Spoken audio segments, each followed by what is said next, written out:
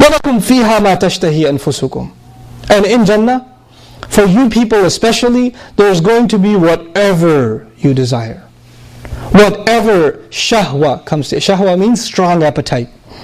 Strong, you urge for something.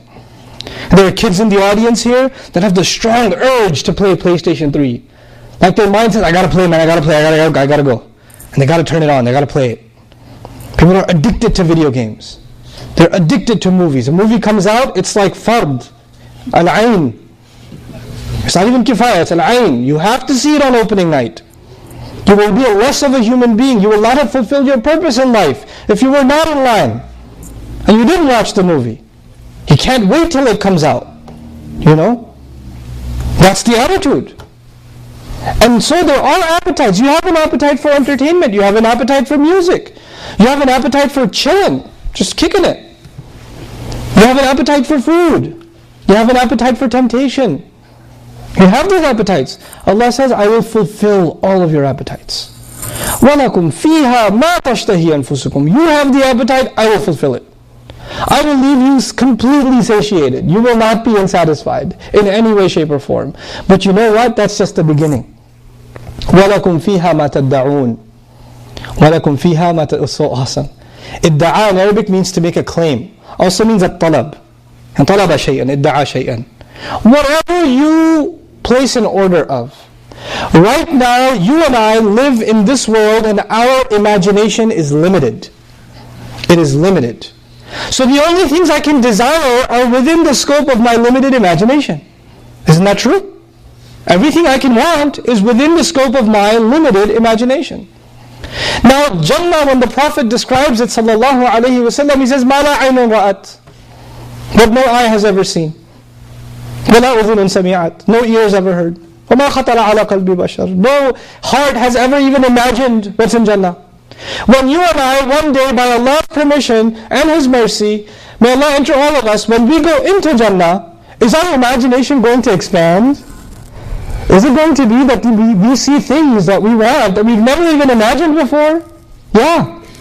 So now, in the beginning of Jannah, your only appetites are the ones you learned in dunya.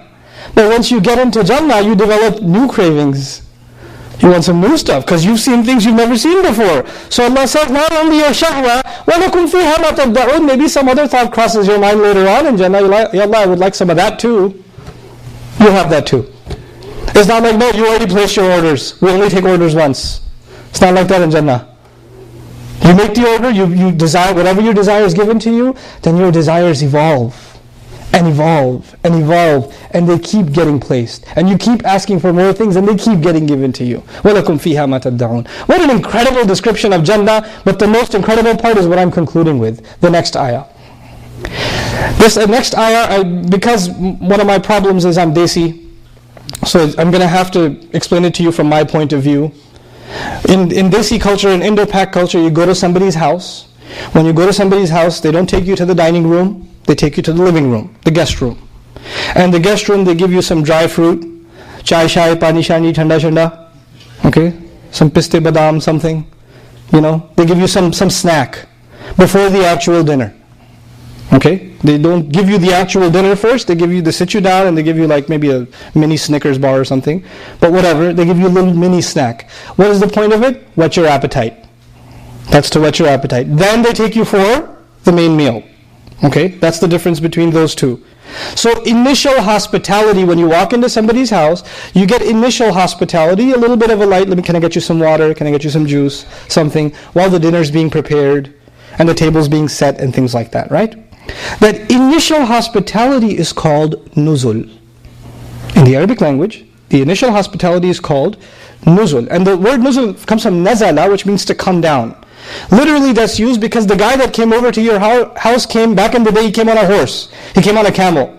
So what did he do? He came off his horse and he came into your house.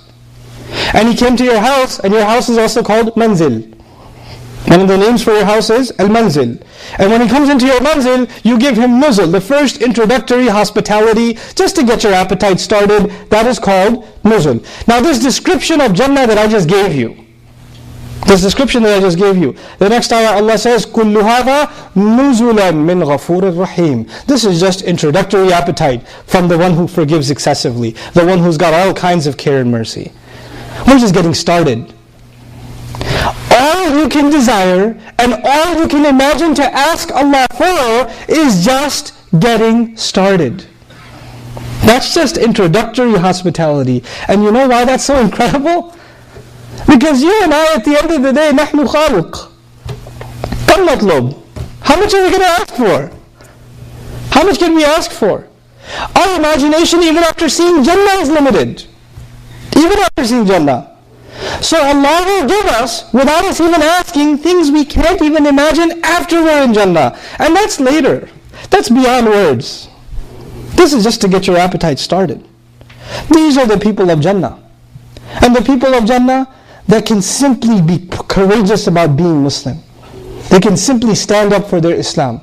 They can simply make a serious commitment to themselves that they are going to become better and better and better Muslims, more and more committed Muslims, practically acting on the teachings of this deen. They will become those kinds of Muslims day after day. ثُمَّ اسْتَقَامُوا.